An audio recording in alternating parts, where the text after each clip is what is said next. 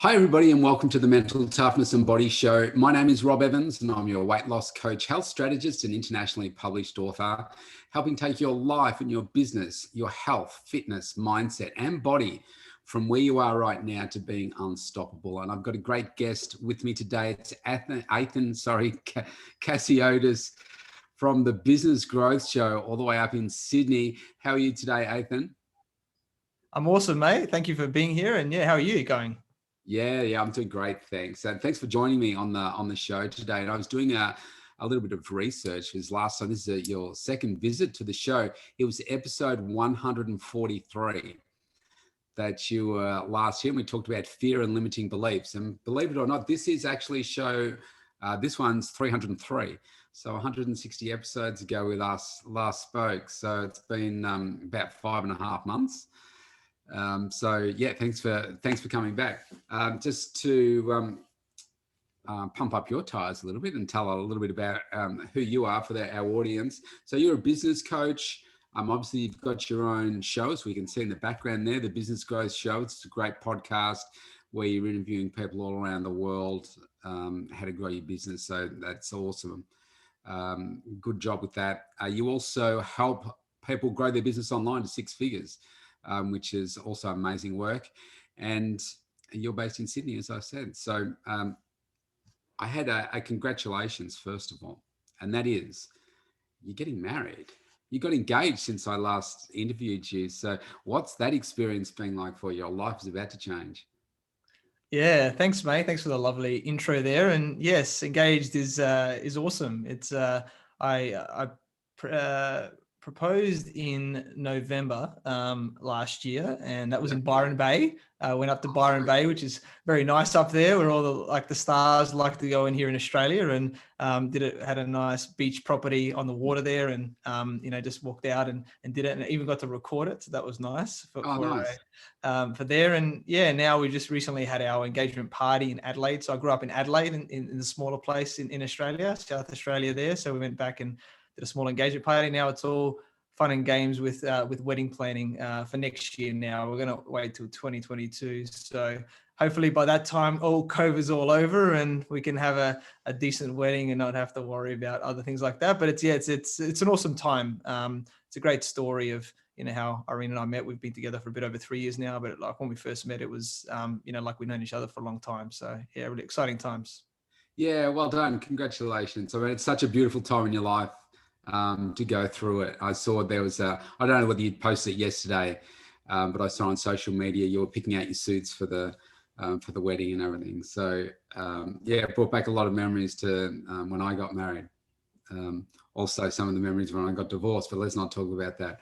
There was a 20 year period of time in there, so it was all good. But it's still like one of the happiest days of my life, getting married. It's a beautiful experience. So congratulations to both you and Irene. It's wonderful.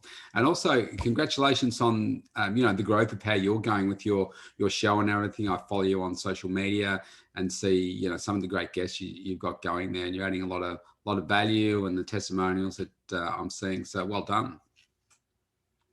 Yeah, thanks, mate. Much appreciated. It's, it's awesome to do a show, and you've had a lot of awesome people. Like the amount of numbers you're getting on your show, like already up to episode, 300. That's massive, right? Like, I'm barely up. I'm about to up around episode 50, and you're just putting out huge amounts of content, right? And doing so much, which, very few people will be committed to do. So that's a testament to yourself, right? To how committed you are and really giving a lot of that value. So that's awesome. I'm grateful to be back here a second time. Obviously I'm doing something right in being invited back. So I'm grateful for that. And you're doing an awesome thing, mate. And it's great to have a podcast. We've all got different knowledge in different areas, and how we can bring other people in to share extra value is always cool. So just like anything in business, it's a momentum game, right? Like, the more you do things, the more momentum you gather and everything. So yeah, it's been awesome. Yeah, thank you. Yeah, it has been. And look, I thought we'd just have a conversation today, and hopefully our listeners will get a lot of value out of it.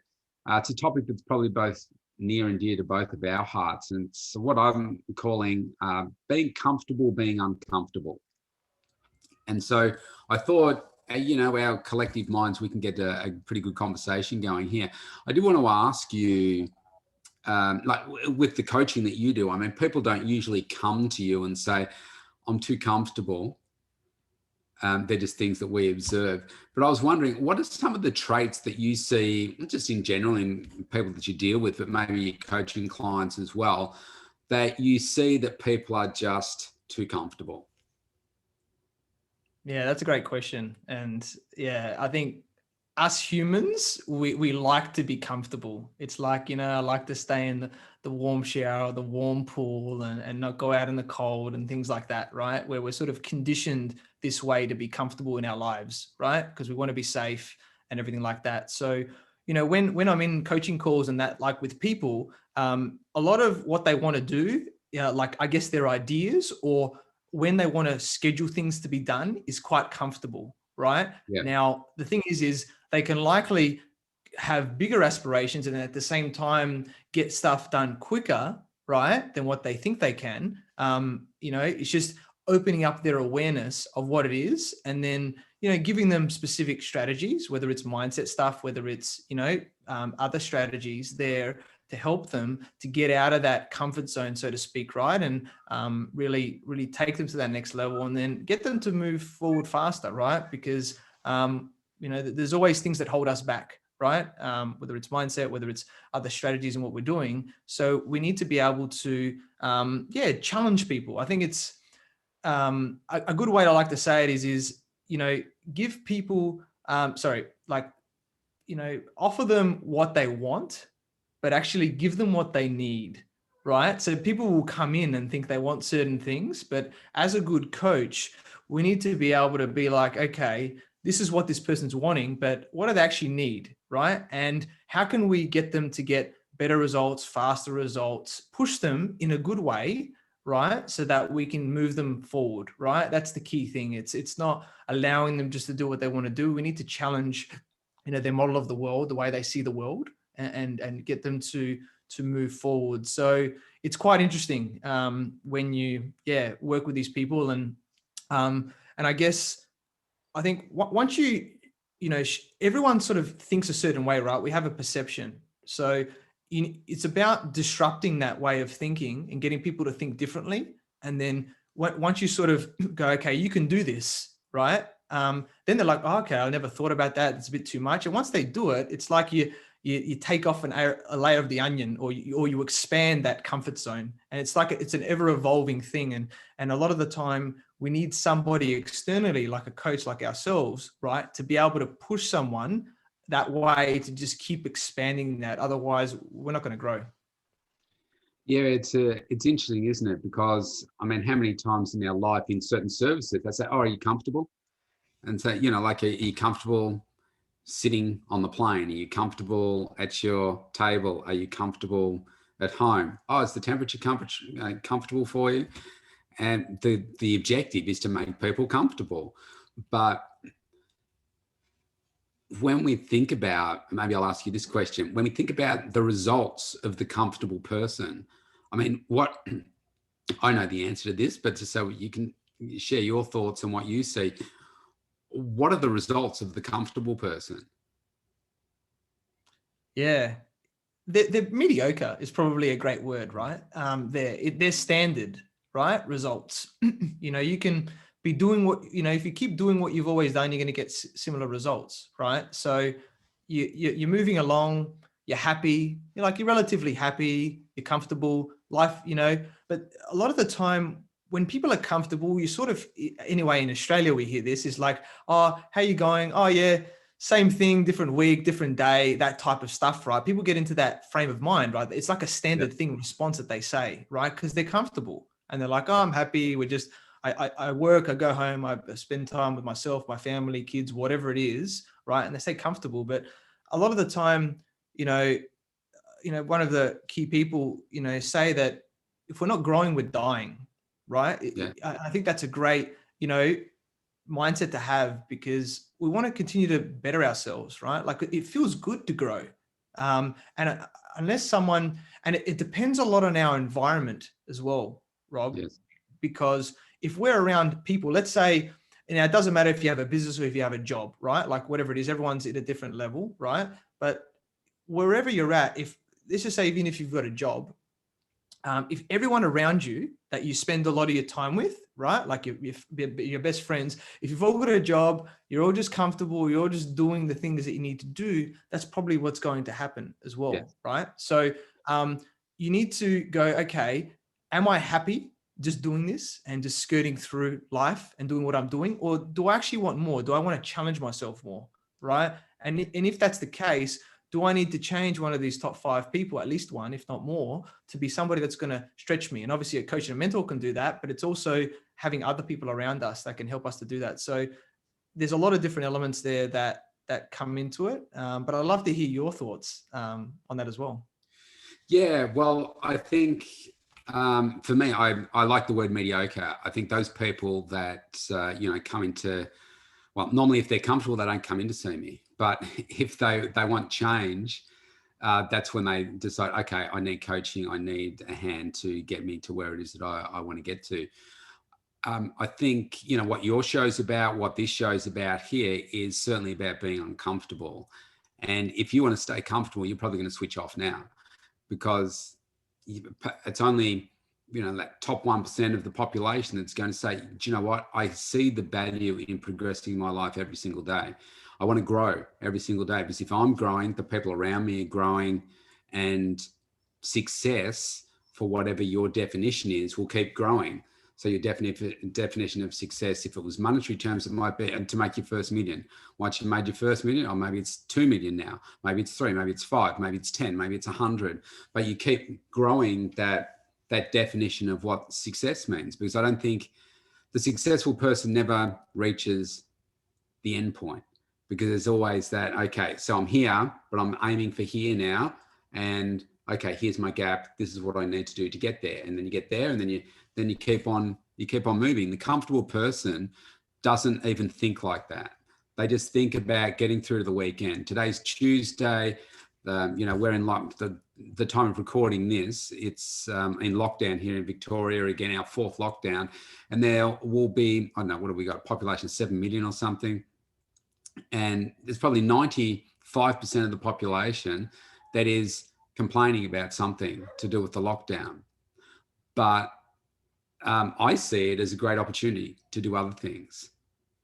And so I think the person that's comfortable doesn't look for growth, doesn't look for change. They don't look to better their lives. They don't segment their life into, different areas of their health and fitness, their career, their relationships with their intimate partner, their, family relationships, spiritually, wealth-wise. That they just don't think about those sorts of things and growing them. So that's kind of my snapshot of a view of a comfortable person.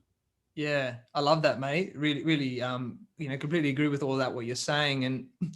And I like that you talked about the different areas of life as well, because even if we think we might be good in one area, there's always areas that we can grow in, right?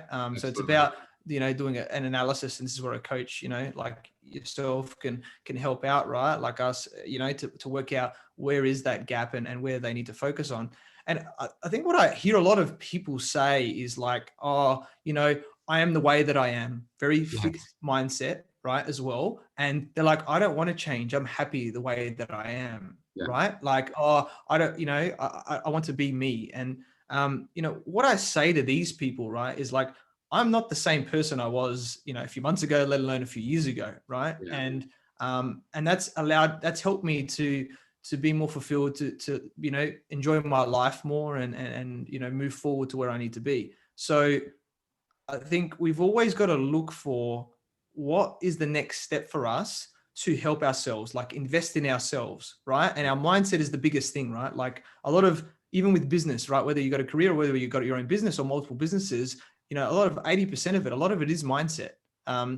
Because I can give the same strategies, right, for business to 10 different people, we're going to get 10 different results because of their mindset, because of their beliefs, because of, how much they're willing to expand out of their comfort zone, how quickly, all of these things, like with what's holding them back. So that's where it's like, how committed are you to actually getting that result? And obviously having a coach to keep you accountable is massive on that. And then going, I'm going to turn myself into the best version of myself, right?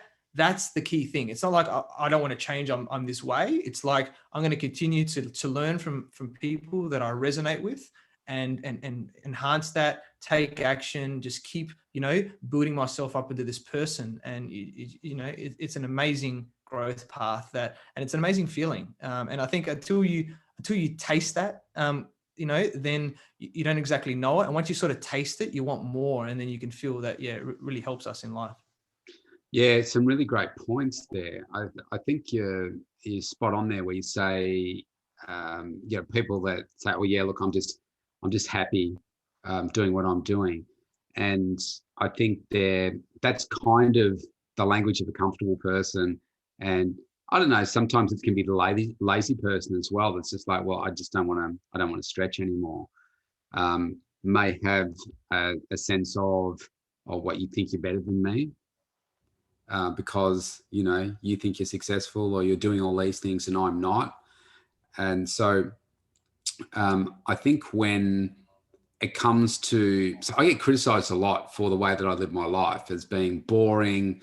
I don't eat certain foods. I don't have a certain lifestyle. I don't drink alcohol. I don't drink tea or coffee or, fizzy drinks or anything like that.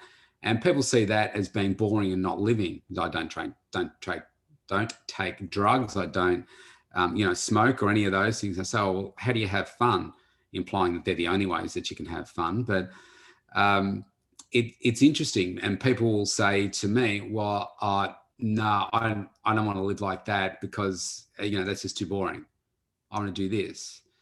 But once you get a taste for what a healthier lifestyle, for instance, feels like, and like you say, success, whatever that is in any of those areas, and it's hard to be completely successful in all those areas. And you talk to, okay, let's look at the wealthiest people on the planet. I guarantee if we had a conversation with them right now, they would not say they have absolutely everything lined up in every area of their life. They're always looking for that change. I mean, Jeff Bezos, he wants to go to, Mars. He's not at Mars yet. We don't have skyscrapers on Mars and people living at Mars yet. That's what, is driving him and Elon Musk and everything. Success means different things to different people. But I'm sure when he started, say, selling books on Amazon, he wasn't thinking about going to Mars. Maybe he was, but it's only maybe since the wealth has grown, he's thought about, well, how can I have a bigger impact on the human species with interplanetary life and that kind of stuff. So I think it's really interesting, our mindset, and hence why I've called this the Mental Toughness and Body Show, because the mind is so powerfully controlling the successful person and the unsuccessful person. I just love studying the strategies of the successful person to say, okay, how can we stimulate that change? And you mentioned some great things there. So I would like to give the listeners a bit of a list of some things that they can do to make themselves, start to move into that different zone. Oh yeah, I am feeling, people are listening to this maybe think, oh yeah, I have been a bit too comfortable. I'd like to be a bit more uncomfortable. And you mentioned some great things there. And I always like to get people to, to start with, I suppose, pick a particular area of your life first and say, what is it that you want? What do you want in that area of your life? And then get them to identify, why is that really important to them? Because once you've got a lot of clarity around those two things, the how will just come. But you really need some clarity around those things and say, well, how committed are you to the change? Because like you mentioned there before, Athin, if somebody says to you, oh yeah, I don't want to change, well, guess what? They're not going to change, are they? If you don't want to change, well, okay, you're not going to. But if you want to change, that's a different story. So I'm just curious, what do you think are some other strategies that we could suggest for people to say, okay, we want to break you out of this comfort zone and get you to realize that, well, more success is being in the uncomfortable zone. What are maybe a couple of things you can think of that we could suggest? Yeah, love it, mate. Great points there. And I liked what you said about just initially the what, the why, and then work out, the how after. And that's obviously where a coach, right, can come into it with the how, because as long as you know what you want, and potentially the coach can help you with that as well, right? Like guide you through like what areas you want to improve on and what's the goal that you want to do. And then it's like, okay, the coach can help you to move you forward, right? Because the biggest thing about us humans is we can't keep ourselves accountable, right? It's like, it's not built into us as humans. We need somebody externally from us to keep us accountable. You know, a simple thing with, like, in your world, Rob, is if, you know, going to the gym, if you have, and in Australia, we're coming into winter now, right? So it's in the months where people, you know, don't want to walk outside and walk to the gym or drive. If you were going to the gym by yourself, you could probably easily make up an excuse, right? Oh, it's a bit cold, I'm not going to go today, things like that. However, if you're going with a friend, right, and you always go together, right, in a very simple sense, that's keeping you accountable, right? And one of the friends is going to be like, come on, let's go, and whatever, you spur each other on, right? Now, that's like what a coach does, but on a much bigger level, right? It's like, hey, we're going to go to this. Let's keep you accountable. Let's move you forward, give you the strategies. And, you know, it's proven, the stats, that if you invest in like a coach, right, and you have regular meetings with them, the chance of you completing that and getting to that point is over 90%. That is massive, right? Compared to like less than 20% if you didn't have that, right? So that is the stat. So getting a coach, right, is obviously very important. Now, depending on what you want to do, and I mentioned it before about your environment, right? So are there other people, let's say, you know, your relationship isn't that good, right? Like, can you, obviously there's relationship coaches or people that can help relationships in general about coaching, right? But is there somebody out there that has an amazing relationship that you can hang around, right? And learn from and speak to them, right? Like, change who you've got that you're hanging around with, right? Like, that's massive.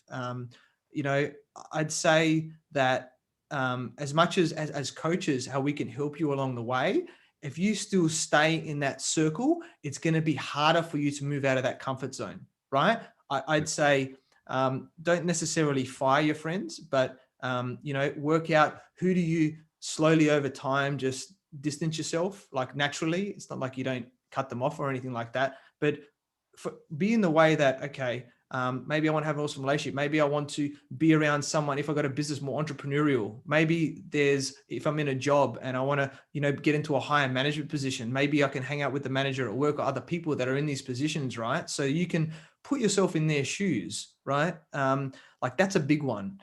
And the other thing I'll say about comfort zone is, like, or just in general, is it's about beliefs, right? So our beliefs shape everything, right? And we can choose our beliefs. A lot of our beliefs have come from when we were young, right? Like, you know, our parents have indoctrinated and everything like that. So, you know, our beliefs, they create, you know, our actions, right? And then, you know, we've got to be committed and everything like that to get results, right? So understanding what are those beliefs, like if it's something like, I don't know, like even if we're talking about general things about mindset is, you know, I'm not strong enough to go to the gym. If we use an example in your area, right? Like that could be a belief that somebody has, right? I don't like the gym. I'm not a gym person, right? If we're using gym analogies now, if that's someone's belief, then they're going to, you know, I don't like working out. You know, it could be something right there if we're using that analogy. So we need to work out what these are, have an analysis on those areas and say, what do I believe about these things? And then we need to flip those things and say, well, what do I want to believe? Right? It doesn't mean you have to, you know, in the present tense. So it's like, I love being at the gym. I love working out. I enjoy working out. Working out helps me to have more energy, you know, to be fitter, to, you know, what are the beliefs that we want to have? Because we can decide those beliefs. And once we decide those beliefs, you know, we're going to say them in the present tense and, you know, say them out loud every day, you know, incant them, affirmations, whatever you want to call them, right? And even potentially have them visually so that we can, you know, re-script ourselves basically, right, on what it is that we want, because a lot of those beliefs can be the thing that holds us back. That's where a good coach comes in and can help us with that as well, because it's challenging initially to do this yourself. Obviously, we're coaches, so we're sort of more aligned with this way of thinking. That would be the other big one. And I guess the final point I'll just say about the comfort zone in general, right, is that the comfort zone, it's like, you know, we talked about the word mediocre. If you think about it like an up and down thing, right, like a heart monitor sort of way, right, where we go in life and we're not really getting like amazing emotions. We're just sort of cruising through life, right? And that's the comfort zone area. Now, you know, when what we miss out on in that comfort zone is like the really big highs and actually to some extent the really big lows, which we can learn from. And there's a lot of power in that, right? Where, you know, imagine getting outside your comfort zone and doing something you've never done for the first time. Like, even if it's something crazy, like going skydiving, right? Like for the first time, which could be people that have fear of heights or just in general, it's pretty full on, right? Imagine going there, the adrenaline rush, that's a massive high, right? And then you go there, go, wow, I don't know why I was scared to do this for 10 years. You know, It could be a smaller thing. Then there could be some lows as well. But, you know, as much as in business, we want to not be too emotional, we have emotional intelligence. We also want to be able to feel emotions in other times in our life and enjoy those ups and downs, because that's really what enriches our life, right? That we're expanding all of that. So there's a few points there that I'm sure can help everybody watching, listening today.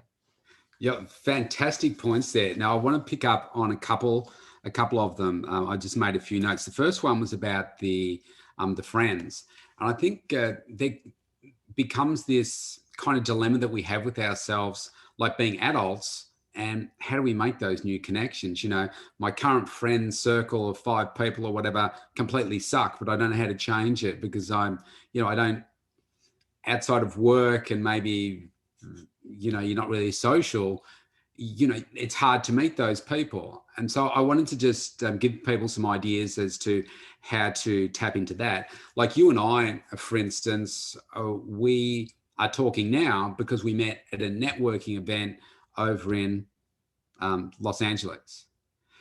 And so I only did that by stepping out of my comfort zone. My natural inclination is to stay in the corner at a party and just talk to maybe 1 or 2 people quietly, not to be in the center of the room and talking and et cetera, et cetera. But what I realized many years ago, that if I wanted to grow my business and I wanted to do things on an international stage and do that kind of stuff, I couldn't be just staying in the corner. So I had to step out and I had to take, you know, bigger gambles. Hence, taking the opportunity to interview Brooke Shields a couple of years ago in front of 2,500 people, putting yourself in uncomfortable positions so that you all of a sudden become comfortable with it. People might be looking at this and say, oh, you 2 guys are so comfortable and relaxed and doing these podcasts and you must have it all scripted and everything. We don't have anything scripted here. Like pre-recording, I said to Athin, look, we've done this plenty of times before. Let's just have a conversation and record it. And that's, you know, the position that we've got to. But I'm sure if we went back to the very first podcast that we did, like I've on my other podcast series, I'm up to 1,060 or something. I'm sure my very first one was crap. I had 1 listener and it was a client of mine. It was just one listener. But if I go back further, I was terrified of public speaking, like most people are. But now I look for the opportunities to put myself in an uncomfortable position because I know that I will grow out of that. And so I think if people are thinking, oh, how do I do this? Well, I know we're in lockdown at the moment and it's different all over the world. We can't travel this year to Los Angeles and be with our colleagues and friends over there. But when those events are available, put yourself in uncomfortable positions. Now, there's a whole bunch of virtual events that are going on around the world. Put yourself in those. Join Facebook groups around the particular areas where you want to improve. Follow certain people on social media. You might even be able to reach out directly to them. I've done that and got responses back for people, and maybe it's ended up with an interview or something like that, or you just have a conversation or form a friendship, or you just don't know. But what you will know is this: if you stay in the corner like I was doing nothing, guess what will happen? More of that. And so I think that for me is a big thing to help step out of that. I don't know whether you've got any other thoughts on, how to broaden your network when you're an adult. Yeah, that was so amazing, Rob. I love that. And yeah, definitely networking events, things like that. And people through people, right? Like, even if you're, good point. Like, it's not necessarily the person. So even if you think, is it really worth creating a relationship with this person? You never know who they're connected to, right? Yeah. Like that. So that's a really key thing to have in the back of your mind. And what's really good as well is adding value to these people. Yeah, especially if someone's above you, like to some extent, like you're aspiring to be this person. like go to them and say, how can I help you? How can I add value to you? Right. And if you can do something like that, you'll build the relationship much better. And like, they'll likely reciprocate in some way to you, whether that's to another connection, whether that's, directly, whatever it is. But that, that helping others and, putting that energy out there, will receive it much more in return. Right. So go out there to connect, to help, be genuine, be you, right.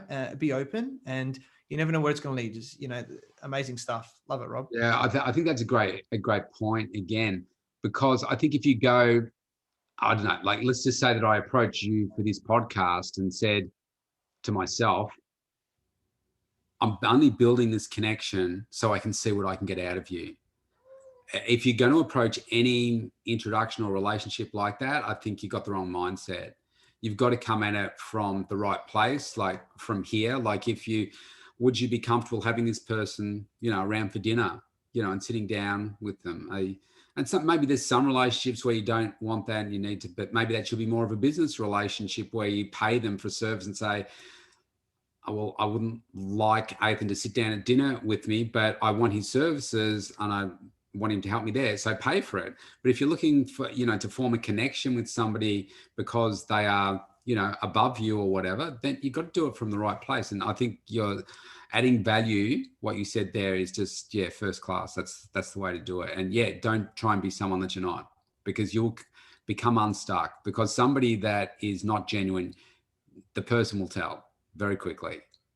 Definitely. And like one great points there as well. The one thing I'll just add, small thing to that, is everyone is just a person, right? Like I've been on stage as well and talked with, some big people, celebrities like that. They're just normal people, right? Yes, they've got a lot more fame and stuff like that than us, but that's the mindset. Whether there's someone around your level, a little bit above, or like big celebrity status, just go in there like they're a person. I'm going to do my thing, be confident, that you're going to connect with them like anybody else. And that's what's going to take you to that next level. Yeah, I think I've realized too I know we've both met a bunch of celebrities and, listened to them and had the chance to interview some of them. And that they all are just people that have done extraordinary things. And I wouldn't say that any of them have, these God-given extraordinary talents, but the common thing that I see is that they've all worked damn hard. And that's how they've built their success. And I think that's the thing that stands out for me. So well said, really well said. The other point I wanted to pick up on, you said about the coaching, which again, you want somebody to hold you account, to keep you uncomfortable.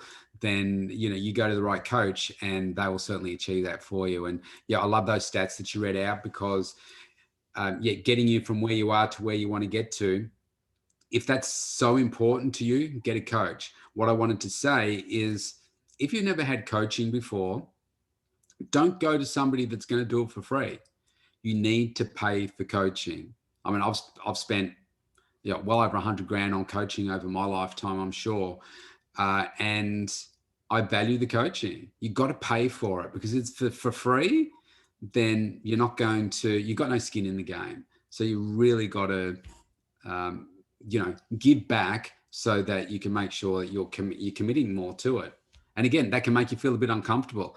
I remember my very first coaching that I paid for, and I'm like, oh, geez, this is a real stretch to pay this, but I know that it's going to change my life. So I've got to find a way to do it.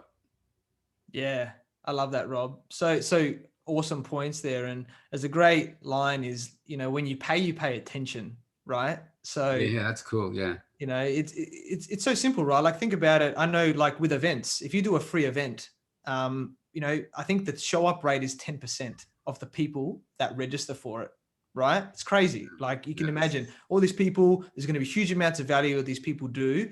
It's a similar type of thing. What happens if you don't pay for someone? And maybe if someone's at the start of their journey, they might be doing a couple of free ones, but you're not going to be invested. And it's harder for the coach to keep you accountable because you don't have skin in the game, right? It's like, because you're not like, it's free anyway. And you're blasé. You're not going to get the results that you want by paying. You're like, I've invested this amount of money, right? Over this period of time, this many sessions, however it's done, I'm here to get results, right? Yeah. That's the big mindset change. And then the coach can really keep you accountable to get those results. And it's a shortcut, right? Like some people might say, oh, I can do it myself. You might be able to. It might take you 5-10 times as long, right, to do it. But what's your time worth to you, right? Do you want to get to that point in a few months, in a year, or do you want to wait 5-10 years to do it, right? That's the See my cat just running across the screen in front of me. That's all right. The cat's getting involved as well. It's like, yes, I want to get a cat coach. No, it's it's all about that, right? So, that's the thing, because in the end, we've only got a certain amount of time, right, on this planet, and our health and our mindset, is a contributing factor to that as well, of how long we have. So why not get to that point where we're fulfilled quicker? Yeah. Awesome. Yeah. Well said again. Yeah. I'm loving this. The other point that you said that I thought was really good about the deadlines. People that are comfortable don't, or set very comfortable deadlines, is what you said right at the very beginning, I think. And I just wanted to share a little bit of a story about myself with with my book, Awaken the Sexy Within. I probably started 3 years before I'd finished it. And I kept setting a date of 31 December and just changing the year. And I think the first one might have been 2007. I can't even remember now. It might have been, I'm going to have it written by 31 December 2017. And then why did I do that? That might have been over 12 months away, right? And I thought, well, that's far enough away for me to be able to do it. But month 1 goes by and you haven't done anything. Month 2 goes by, you haven't, or you've thought about it. Month 3 goes by, oh, gee, I better get started. Month 4 gets by and you realize that, gee, I've only written 1 chapter. And a few more months go by, life gets in the way and you stop. And then it's like, oh, geez, I can't get it written in 3 months. I'll put it out another year. And so one day I woke up on the 1st of June and I said, I'm going to write this in 12 weeks. I'm sick of talking about it. I've just got to do the thing. And so it took me about 14 weeks because I ended up making it bigger. But what I did was I also set a date that wasn't the end of the month, that wasn't the end of the year. I think it was something like the 16th of August, 2018 or 19, something like that I set it. And I got it done because I gave myself that urgency, and it felt very uncomfortable. So I thought, man, I've been talking about this for 3 years. People are starting to ask me questions about how it's going. I've got a cover up in my studio. People keep asking me, how's the book going? And I kept just changing the date on the poster. I better get this thing done. And that created this really uncomfortable thing. I'm like, who's written a book in 12 weeks? I'm sure there's heaps. But I thought, gee, if I'm going to do that, I've got to work on it every single day. And so I just wanted to draw out that point that you said about the comfortable deadlines before. Make yourself uncomfortable with the deadline because you will stick to it. Yeah, I love that, Rob. And, it's such an amazing thing. Like, instead of 3 years, you did it, in 3 months, right? And a lot of people can actually write books in 3 months, right? When you've got someone helping you and keeping you accountable as well, right? To do that, that's powerful. A really great line that, I've heard and I help with my clients is commit first and believe later. Yeah. Right. And that's great. The powerful thing about that is because sometimes our beliefs get in the way. It's like, I don't know if I can do it. And, all these types of things in that amount of time. But us humans, we're very powerful creatures, right? Depending on if we commit to something and, however much time we have, we can get it done in that time, right? Like if you put yourself to do it, let's do it in a simple sense. If you put yourself to do a task for the day, let's say it was creating some content or, whatever it is, calling people, doing some emails, whatever like that, right? If you gave yourself 1 hour to do it, you would do it in an hour. If you gave yourself 30 or 40 minutes, you would do it in 30 or 40 minutes, right? In a very simple sense. So we work through with the time that we have. So it's, we may as well condense that time. And like, especially when you've got someone like, like a coach like us that can say, is like, they're like, oh, I reckon I can do this in 3 months. And we're like, you know what? I reckon you do that in 3 weeks, right? Yeah. Let's commit to the date right now. This is the date that is going to get done. All right, let's make it happen. Right. And then all of a sudden, we can give them that certainty as well. And they commit to it. And then it's like, all right, I've just got to get it done now. And you find a way. There's always a way once you commit to that. And that's where, a coach can really help us to make that happen. Yeah, that's wonderful. Well said. While you were talking about that, it got me thinking about time. And one of the ways that I was able to write the book was I thought, because so many people say, I don't have time. I can't fit any more time in the day. And I was looking at my schedule thinking, well, gee, I've got commitments with my family. I've got all my client commitments for the day. There actually physically isn't more time that I can extract, because if I have an hour coaching session, it's an hour coaching session. So I can't squeeze any more time out of that. So I've got to find other places. So I started doing, like my podcast, for instance, in the car while I'm driving to and from places to make better use of it. But what I realized was I'm too comfortable in the morning. So I was getting up at 6. So I thought, when I started listening to all these highly successful people around the world, they were getting up at 4 and 5. I thought, Now I didn't go straight to 20 past 4, which was the time that I was getting up. I was 6. So I thought, okay, let's go 5:30 first and see what that feels like. And then it was 5. And then let's try 4:50, because that's before 5, and that's a big psychological one. Then I went to 4:20. Why 4:20? Well, it wasn't 4. It was before 4:30, and it was later than 4. So that extra 20 minutes of sleep. But that's how I got my book written. I was getting an extra, pretty much a 2-hour extra work done that I just found in the day. And yeah, did I get tired sometimes? Yeah, sure. But if you're creating a dream, if you're trying to do that successful thing that you've always wanted to do and thought, where am I going to find the time? Get up earlier. There's time there. Definitely. I love that. And, a lot of us work to those deadlines, and it's, unfortunately, we don't, as humans, it's easy for us to do things last minute. We should plan things and do them along the way. But, when push comes to shove, we always make it happen last minute. Right. And I was busy yesterday, and some things got up. I only had 4 hours sleep last night, and I had to do, one of my group coachings. I knew what I was going to do, but I hadn't created the content. I hadn't done anything yet. So I literally got up ridiculously early this morning after 4 hours sleep. I only had a couple of hours, right? I thought that's enough time, putting myself under pressure in a way, but getting it happen. And I had the belief that I'll make it happen, right? I had 4 hours sleep, got up, bang, I'm still going right today for many hours. I've had so many meetings already today, and, delivering value there, delivering it on the thing. So it's that belief. And I'm not saying only have a few hours sleep and get up ridiculously early, right? Like, and sort of do that consistently every day, because obviously Rob would be going to bed earlier, where possible. But sometimes you just got to do it, don't you? Yeah, that's right. Like, you might have to stay up late. Maybe you have to get up even earlier sometimes, right? It's like if you catch a red eye 6 a.m. flight, right, to somewhere, if you're flying, not that we're flying as much these days, you just have to get up at whatever time to get to the airport, right? It's the same thing. So just commit to that. And once you commit to it, and it's like for something that you really want to do, like, you bring the energy. It's amazing. You think, I can't get up at that time, but like, I'm still going hard. I love it. Like, just in that moment. So yeah. Yeah, it's like that healthy stress, isn't it? We all need that. People say, you don't want stress. If we don't have stress in our life, it's boring. And if you don't have stress, like, I'm putting my body under stress, I'm putting people's bodies under stress every single day, because that's how we get change in the physical body. And it's the same with the mindset as well, isn't it? Unless you put yourself under that stress, no change.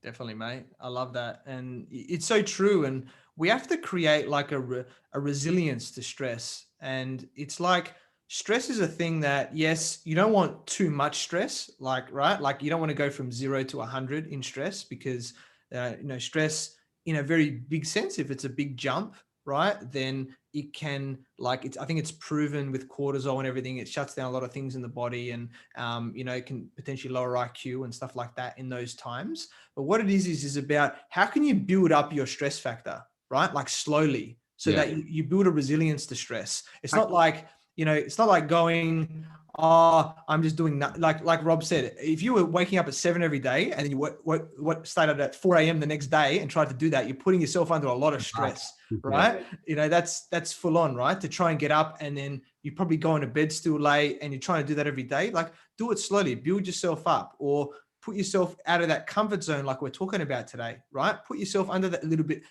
of that extra pressure, build that resilience up to the stress. And all of a sudden you'll have this massive threshold that when you get put under some stress where things happen, you'll be more cool, calm and collective because you've built that up in yourself as well. Yeah. Yeah. Awesomely said. Well done. Now, the final one I wanted to pick up on what you said, which was awesome about the highs and lows of life and experiencing those. Because if you are comfortable, you tend not to experience those, or maybe you might experience the lows when members of the family pass away and that kind of stuff. But you are really missing out on some opportunities.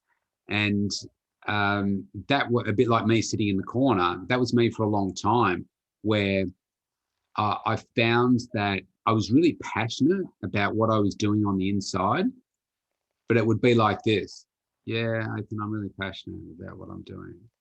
And that doesn't exude passion. That's like, yeah, I'm really passionate. Yeah, I love what I do. It's fantastic. Yeah, I just feel so energized. It's awesome. That's, and I was like, what's wrong with me? I feel all this stuff. And I think it came back to probably my childhood and just being afraid to have a voice, an external voice. Even though inside I was telling myself all this positive, inspirational, motivational stuff, I wasn't verbalizing it.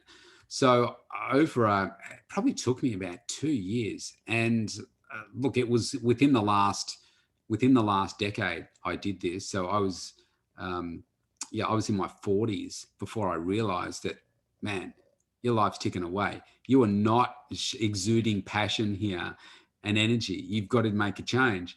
So for every day for 2 years, I practiced passion, and I'd walk around the neighborhood wearing my headphones and, like shouting out incantations and that kind of stuff. Every now and then I'd get so into it and somebody'd walk past and I'd think, I'll just walk faster the opposite direction. Hope I don't see that person again. But it really worked. And it got to the stage where, I'm talking to people and say, oh man, you're so passionate about this. And I say, well, I don't tell them this, but it's like, yeah, but I haven't always been that way. Like success to me looked different. Being able to speak to people looked different. Another thing that forced me to do these podcasts was I'm not comfortable talking to people. So how do I change that? Well, what if I have to do 2 podcasts every single day? And then that's going to force me to be able to talk. And sometimes I'm just talking to myself, but I know that there's somebody listening on the other end. So I've got to be professional. I've got to think about it, and I've got to find the words to use it just like that. And for me, I think that practice has really helped me be comfortable being a bit more uncomfortable. And what I purposefully try and do now is I prepare for each of like the sessions that we're doing right now. I prepare for them, but I try not to over prepare, because I want to force myself to think on my feet while you're talking. And so that I can then, keep my mind ticking over. Okay, so how can I have a conversation that's not completely structured here? It's not scripted, but we can still, create some great content and deliver some real value for people. So, I just wanted to pick up on that, because you made so many awesome points here today that they each need a chapter in a book. Definitely, mate. I love it. And you're putting a lot of awesome points as well that work alongside of it and going deeper, which is amazing. And like Rob said, like if there's anything that scares you, then you just need to do it, right? And even from a simple sense, if you think you're not good at speaking or that, like a Facebook Live is a really great example, right? As a little step. Like some people are like, because if you try and record a video of yourself and you want to put it online, you could probably spend hours doing it. Yeah, right? Just do it. Just get a live up and just tell yourself, okay, it's going to be awesome. I'm just going to be me, right? Hey, I'm just going to speak about X, Y, Z and, do this type of stuff. And Rob will say, like me, we were, pretty crap when we first did our lives. If we went back to it, we would have been, everyone is, right? It's, but the more you do it, the better you get and everything like that, and obviously look at the way you're doing things. And obviously somebody external could maybe critique you that's close to you, whether it's a coach, whether it's people around you as well, saying, maybe you can add this or do that and critique yourself. So, it can be jumping out of a plane, but it could be just simply as Facebook Lives. And then, eventually get onto a podcast, right? And then, ask to be interviewed sometime. You don't have to necessarily create your own initially, but be on there and just, one thing I'll say is, I like to pre-frame, right? Like a situation. Like, yes, we don't want to script things too much, but at the same time, we want to go into a situation confidently. So let's say you're getting interviewed on a podcast for the first time, tell yourself beforehand, like, this is going to be amazing. I know my stuff, whatever they're going to ask me, right? And it's going to be a great conversation. Tell yourself what's going to happen. Like, go in confident like that, right? Like that's really powerful when you say that to yourself. So, do that.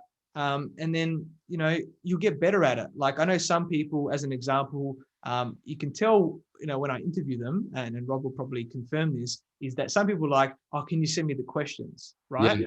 And that's someone that's a little bit less confident, right? Because they're like, oh, I want to be prepared and things like that, right? Now, Rob and I are like, I don't care about that. We don't need the questions. We know our stuff. Just record. Exactly, right? So, and potentially in the first time, if you're doing your first interview, you could maybe ask, but, I challenge you in a positive way to not ask that, right? Because you know your things, as long as the person's, looked you up, they know what questions to ask you in your zone of genius there, right? Of what value you can do or whatever it is, just do it. Yeah, it's really powerful in that way as well. So let's make it really simple for people right now. I'm going to just throw you in the deep end here. If there are people listening to this right now and they've been thinking about doing a podcast, I've got people that have been telling me for 12 months they're going to start a podcast. Like, just start it. If you're listening right now and you want to start a podcast and think, oh, who would I have on the podcast? Okay, you got your first two people. Contact Athin. He can give you his contact details in a second at the end. And me, and happily appear on your show, whatever it is, as long as it's nothing illegal or immoral or anything like that, that we'll happily appear on your show for you. And then you're on your way. All it takes is one person leads to the next, to the next, to the next. And yeah, it might sound crap. I mean, the very first time that I think I put a video up, and it's easier, the technology is so much easier now. In the old days, you had to stick the video camera on the tripod, take the cassette tape out, stick it in something else, or plug that into your computer to extract the file and everything else. So it's like bang, go live. The number of times that I would say, or so what do you think about this? So this is what I was thinking. And it's just, they're filler words that we use, but over time, you just become better at it. So yeah, definitely, great stuff. Happy to be on there and yeah, on your podcast and everything like that as a guest. It's always a pleasure to help people out, right? And giving back. Yeah, exactly. And as a simple sense, when you create it, like it's very simple. Like I would just say is pick a name that you like, right? That's the first thing. What you're going to call your podcast, right? Very simple. And then you talk about, you got the first two, like Rob and I, right? To be on there. Think about who you know in your network initially, right? Of who you can reach out to.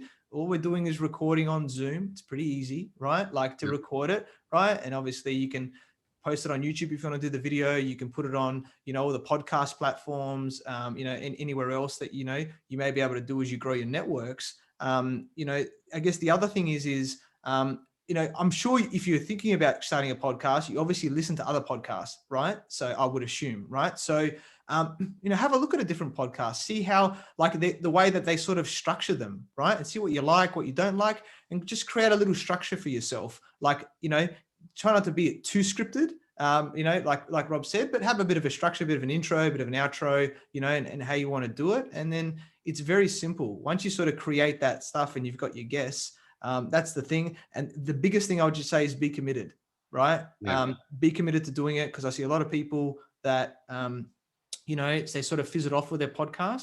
Yeah. Be committed from day one, because it's very rewarding. And, we build a lot of momentum with our podcast and that over time. So be committed and you'll start to see the benefits over time. Yeah, beautifully said. And yeah, that's why I committed to do it every day. I thought, wow, that's hard to do it every day. And then I started doing this podcast. Like, okay, now I'm doing 2 a day. That's really hard. But again, it's uncomfortable. Some days I'm like, man, I'm so busy. How am I going to think of 2 topics? And I'll just say, okay, what's a good topic? And I say, okay, this, bang, record, talk. That's it. I don't write down the questions or anything. It's just bang. But I've been doing it for a while now, so I'm used to it. So, Athin, really valued your time today. It's been brilliant. Before we go, I've got 10 questions, some rapid fire fun questions, just to switch things up a little bit, to get to know you a little bit. can I fire some of these at you? Happy to do it, mate. All Let's do right, it. let's go. We'll pretend there's a timer on, so fast answers. All right, number one, what's the most impactful book you've read? Ooh, I would say Rich Dad, Poor Dad was for me because of the limiting beliefs that I overcame and understanding about money and things like that. Yeah. Yeah, yeah. As I wrote that question, I thought, oh, geez, if somebody asked me, what would I say? Do you know what mine is? What's that? And I know I'll get criticism for this, but men are from Mars, women are from Venus. Have you read that? No, I haven't read it yet. Or you need to read it before you get married. It gave me a great insight into understanding how men communicate and women communicate. And it's like, oh man, now I understand. Anyway, number I'll two. definitely do that to make sure I have a healthy marriage. Yeah, that's right. A place you've never been to but would love to visit.